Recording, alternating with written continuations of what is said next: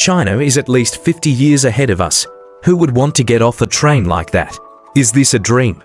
Do these things really exist? The everyday reality of high-speed rail for ordinary Chinese citizens has sparked such astonishment on foreign social media. We are slowly losing touch with reality, commented European Parliament member Sonneborn. Recently, European Parliament member Martin Sonneborn shared his experience of riding high-speed rail in China, sparking heated discussions on social media with over 16,000 likes. Some exclaimed, "Our European perception of China is completely distorted. China belongs to the future." Beyond his role as a European Parliament member, Sonneborn is also a well-known German satirist and the founder and leader of Die Partei, the party in Germany. "I am currently on a train from Beijing to Hong Kong, departing on time. The entire journey is 2,439 kilometers, taking 8 hours and 10 minutes, Sonneborn described on Platform X on June 12. Outside, it's 38 degrees Celsius. Inside, it's a comfortable 25 degrees. Attendants serve tea, and they even clean the floor with a wet mop after each stop. Our department manager is using a mobile app to order Chinese meal boxes, and hot meals will be delivered to our seats at the next station." Sonneborn concluded with a sigh, "We are slowly losing touch with reality." Upon hearing Sonneborn's description, a chorus of German netizens, while marveling at China's high-speed rail, did not forget to temper his enthusiasm. "When you return to Germany and try the same journey, this futuristic trip might just turn into a rude awakening," one commented. "After all, network coverage is a luxury in our train carriages here. Germans were once known for their punctuality, but the punctuality rate of German railways now even ranks at the bottom among European countries." Deutsche Bahn German Rail stated that from 2017 to 2020, the country's train punctuality rate consistently remained above 80%. However, since then, punctuality has steadily declined. From January to November 2023, only about 69.6% of rail passengers arrived on time. In recent years, it has become rare to encounter a punctual train when traveling by rail in Germany, with delays ranging from a few minutes to several hours, and even sudden cancellations. Last year, a journalist traveling from Berlin to Hamburg for an interview had their high-speed train unexpectedly cancelled without prior announcement. Railway staff warned that this was a prelude to a major train drivers' strike the next day. The journalist had to take slower trains and make several transfers to reach Hamburg. Additionally, a journalist recently booked a train ticket from Braunschweig in northern Germany to Frankfurt Airport. Due to multiple line renovations, a journey of over 300 kilometers by high-speed rail now surprisingly takes over 5 hours. On social media, German trains have become an object of ridicule for netizens. They point out that train delays have various reasons: track maintenance, a train delay before repairs, mechanical failures, staff shortages, or bad weather. Train ticket prices are also heavily criticized. A last-minute one-way train ticket from Berlin to Munich, a 600-kilometer journey, costs as much as €150. Passengers complain that once-planned journeys are now difficult to predict. El País of Spain reported that Deutsche Bahn recently admitted in its report on the state of its railway network that its infrastructure is mediocre, stating that more than a quarter of its tracks need to be replaced.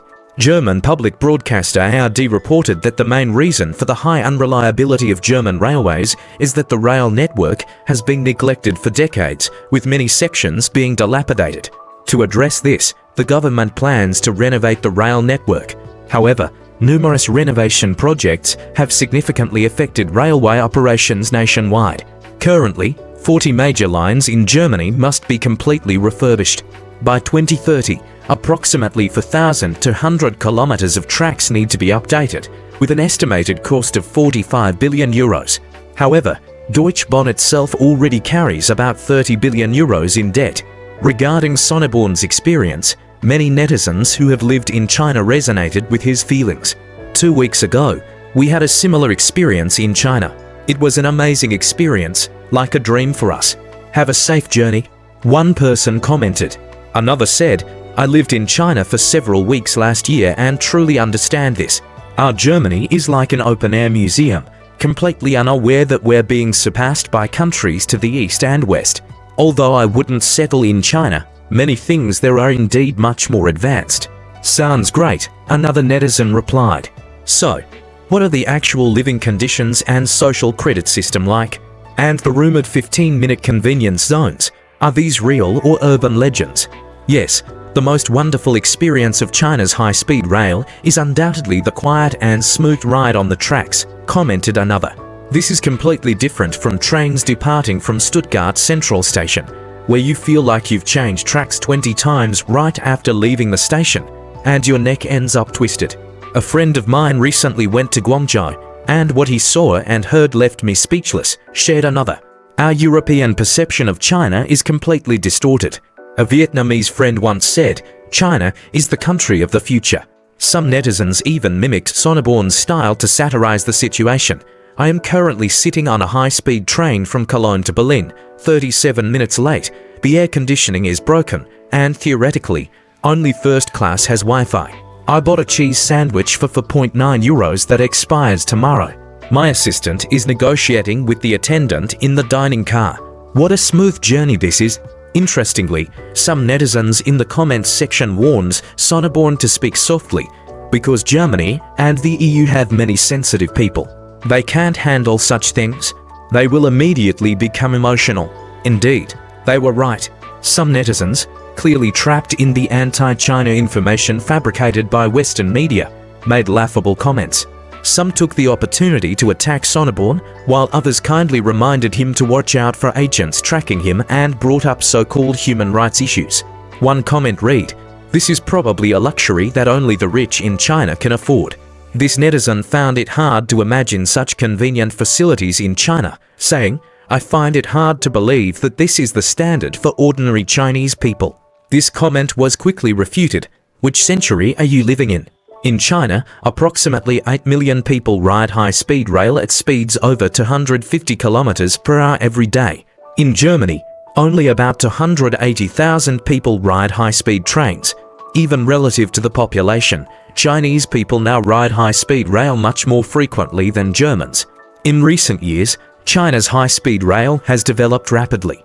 In February of this year, the latest statistics released by China State Railway Group showed that by the end of 2024, the national railway operating mileage reached 162,000 kilometers, of which 48,000 kilometers were high-speed rail, setting a new record for China's high-speed rail operating mileage.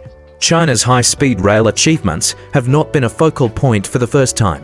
Over 9 days, visiting for cities Beijing, Xi'an, Chengdu, and Chongqing, Irish members of the European Parliament Mick Wallace and Claire Daly concluded their visit to China. In an exclusive interview with reporters in Chongqing, they excitedly spoke about their observations, which sharply contrasted with the biased, grey-filtered reports from Western media. Wallace stated that this trip to China was eye-opening. The achievements China has made are admirable. Everywhere we went was vibrant, and people lived colourful lives. Daly told reporters that what impressed her most was the spirit of the Chinese people. She saw not only the vibrancy of young Chinese people, but also the vitality of the elderly. "It was an inspiration for me," Daly said. Daly also pointed out that the China she witnessed firsthand was entirely different from the China portrayed with prejudice by Western media. Western media reports depict China as dark and frightening, while what we saw was a vibrant, diverse, and orderly society. When asked about the most impressive aspect of their visit, Wallace blurted out, "It's the people here. I felt the warmth and kindness of the Chinese people," Wallace said. "They were very happy to see us, and we were very happy to meet them. I really like the people here." At the same time, the safe and convenient high-speed rail, beautiful green countryside, and bustling urban life made Wallace genuinely feel China's high-quality development. Regarding EU-China relations, Wallace stated, "We can build very good relations with China. We should not be enemies with China. We should establish a mutually beneficial relationship with China." He also said that the US wants to hinder China's development and has therefore been instigating discord between Europe and China, but European governments should make decisions based on the interests of the European people, not the US. Whether speaking in the European Parliament or on his personal social media accounts, Wallace maintains a clear anti-war stance, criticizing the US-led NATO for years of militarism, which he says undermines world peace and stability. In an interview, he stated that he has called for peace and opposed war his entire life, believing that Europe should have strategic autonomy in international affairs and break free from the control of American imperialism. When asked if he was worried that his visit to China would be criticized as appeasing China, he directly refuted this conspiracy theory. "We never take sides. We came to China to get to know the Chinese people. I hope all countries can respect each other and hope for world peace and harmony." Meanwhile, at the beginning of Trump's presidency, his indiscriminate trade policies terrified the EU.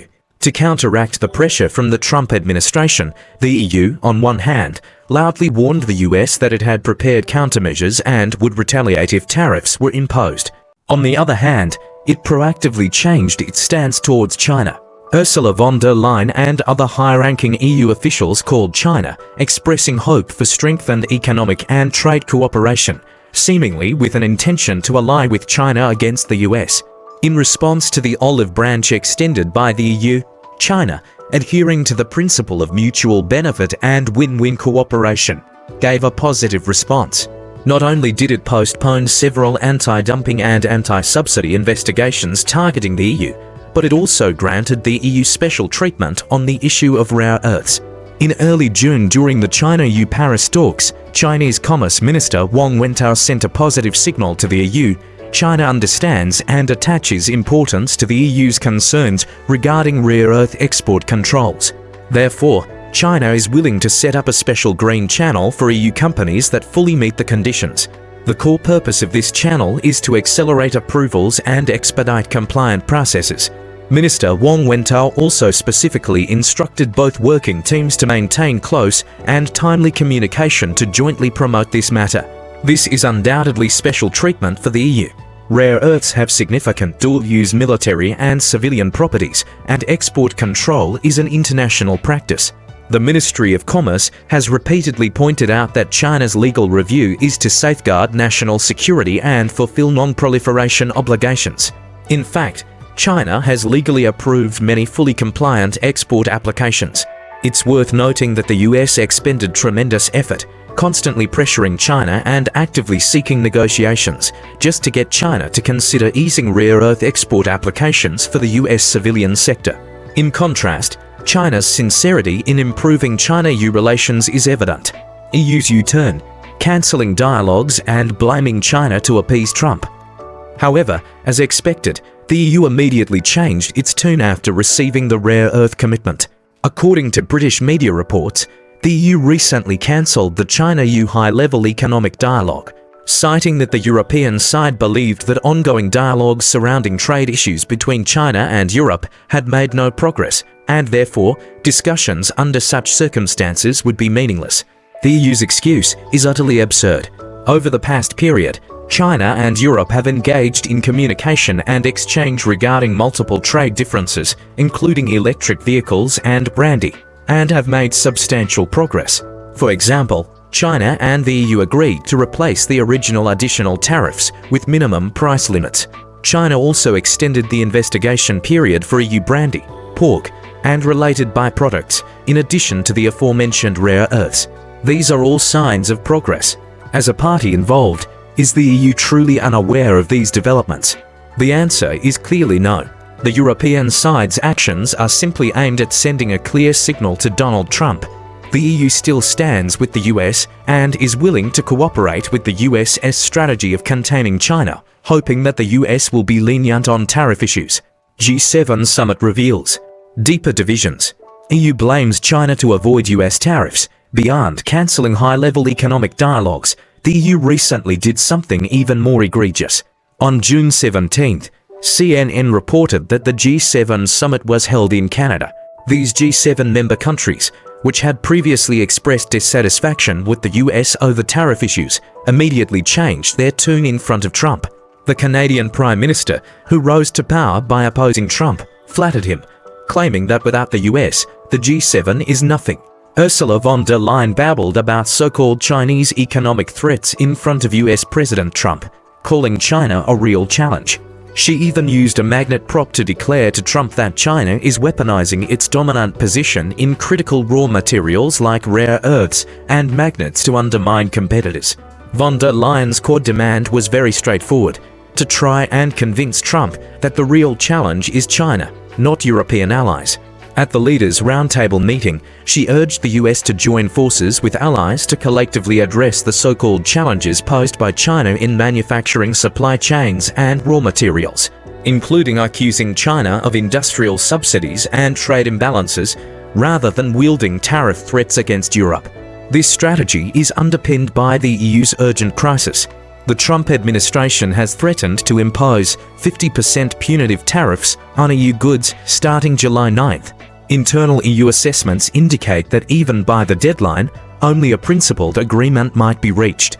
Von der Leyen's attempt to deflect blame to China is actually an effort to render the China threat to divert US trade fire and buy the EU some breathing room. The core of the stalled US-EU negotiations is that the US demands unilateral concessions, while the EU adheres to its red line of regulatory autonomy, refusing to compromise on areas like that and digital taxes. Whether von der Leyen's agitation can truly forge a solid US-EU alliance against China remains to be seen. Reality is far more complex than slogans. The US-EU alliance against China that von der Leyen envisions faces three real obstacles. First, the US has a fatal vulnerability in the rare earth sector. Affected by Chinese export controls, US military-industrial enterprises' rare earth stockpiles can only last for about 3 months. China holds 439 core patents in the rare earth sector, and any geopolitical game cannot shake its dominant position in the short term. In May's Geneva talks, the US proposal to exchange tariff reductions for rare earth supply easing was rejected by China. If China fully cuts off supplies, US military production lines could be paralyzed within 6 months. Second, while von der Leyen was calling for unity at the G7, the EU's trade commissioner was locked in fierce disagreements with the US Commerce Secretary over tariff barriers in industries such as steel, automobiles, and aircraft.